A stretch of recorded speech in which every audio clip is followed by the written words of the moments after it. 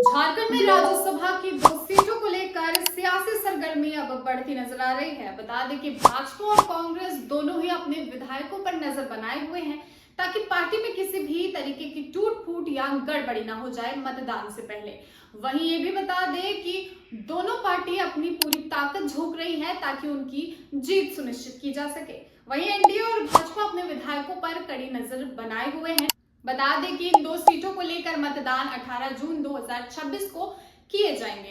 तब तक विधायकों के बीच किसी भी तरीके की नोकझोंक ना देखने को मिले या फिर दूसरे दलों के कुछ बहकावे में आकर समर्थन जो है अपना वो फैसला ना बदल ले, इसीलिए पार्टी विधायकों को एक साथ रखा गया है। और जिस दिन चुनाव होंगे उसी दिन ये एक साथ होटल से निकलेंगे और जाकर विधानसभा में अपना वोट डालेंगे। भाजपा को आशंका है कि जो दूसरे दल है या दूसरी पार्टियां हैं वो विधायकों पर जो नकारात्मक असर है वो डाल सकती है, इसलिए वो अपने विधायक पर नजर बनाए हुए हैं क्योंकि वो किसी भी तरीके का रिस्क अब नहीं लेना चाह रहे हैं। क्योंकि उन्होंने निर्दलीय विधायक को अपनी तरफ से उतारा है तो अब जो रिस्क है वो और भी ज्यादा बढ़ गया है, इसलिए भाजपा पूरी तरीके से अपनी जीत जो है वो सुनिश्चित करना चाहती है और इसलिए प्रिकॉशंस वो पहले से ही लेकर चल रही है। वहीं कांग्रेस भी पूरी तरीके से सक्रिय नजर आ रही है। प्रदेश कांग्रेस अध्यक्ष केशव महतो कमलेश, विधायक दल के नेता प्रदीप यादव और कई वरिष्ठ नेताओं को विधायकों से लगातार कांटेक्ट में रहने की जिम्मेदारी दी गई है। साथ ही भाजपा की तरह ही कांग्रेस पार्टी भी ये सुनिश्चित करने में पूरी तरीके से बिजी हो गई है कि सारे विधायक एक साथ अपना समर्थन बनाकर रखे। वहीं कांग्रेस का समर्थन जेएमएम करने की बात कह रही है, मगर फिर भी कांग्रेस पार्टी जो है वो किसी तरीके का रिस्क लेने को तैयार नहीं है और वो अपने समर्थकों और विधायकों में एक साथ जो गठबंधन है वो बनाकर रखना चाहती है।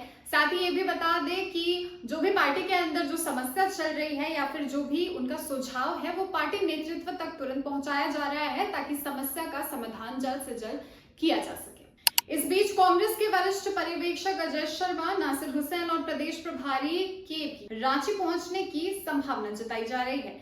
इससे साफ है कि कांग्रेस भी चुनाव को लेकर पूरी तरीके से सतर्क है।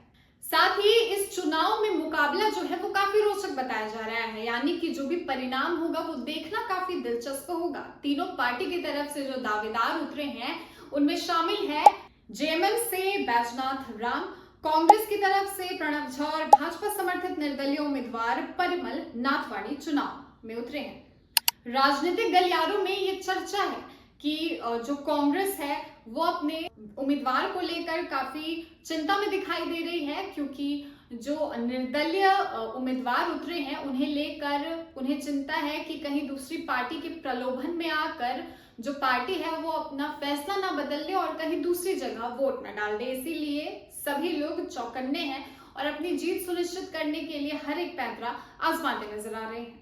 हालांकि अब झारखंड वासियों की जो नजरें हैं वो राज्यसभा के इन 2 सीटों को लेकर जो चुनाव होने वाले हैं उस पर टिकी हुई है, यानी कि 18 जून 2026 जो तारीख है उस पर सभी लोगों की नजरें अब टिकी हुई है।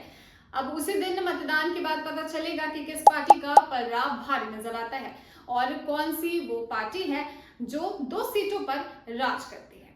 फिलहाल के लिए खबर में इतना ही। ऐसे ही जुड़ी और राजनीतिक खबरों के लिए हमारे चैनल एसबी प्रेस को सब्सक्राइब करें।